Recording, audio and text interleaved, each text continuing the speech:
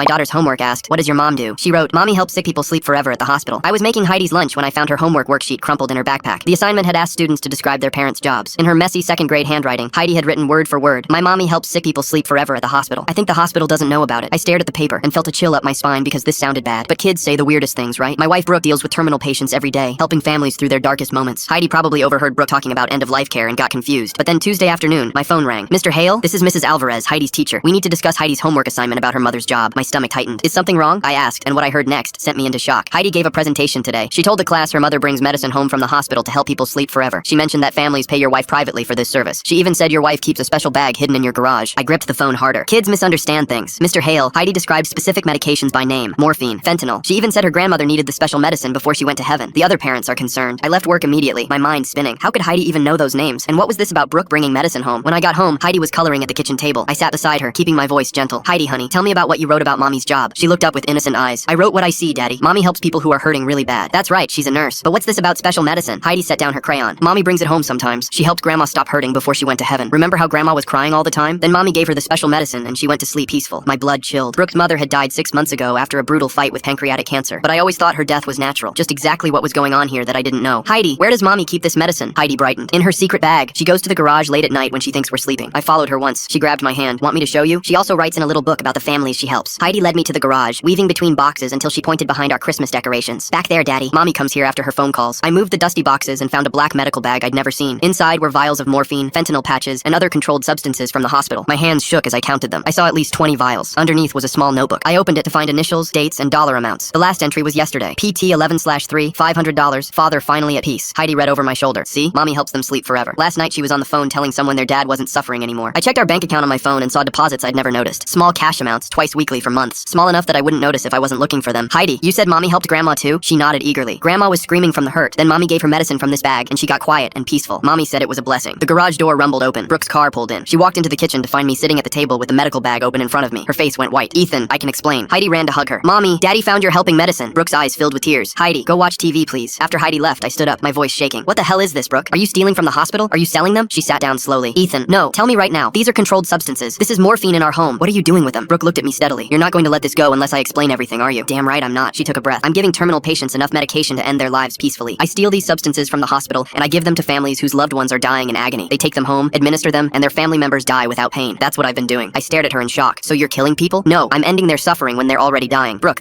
you could go to prison for the rest of your life. They could give you the death penalty. I'm giving these people the peaceful death they deserve." Brooke's voice rose. "My mother begged me to end her, Ethan. Begged me, and I did it. I gave her enough morphine to stop her heart while she slept." "You're insane," I said, backing away from her. "You've lost your mind."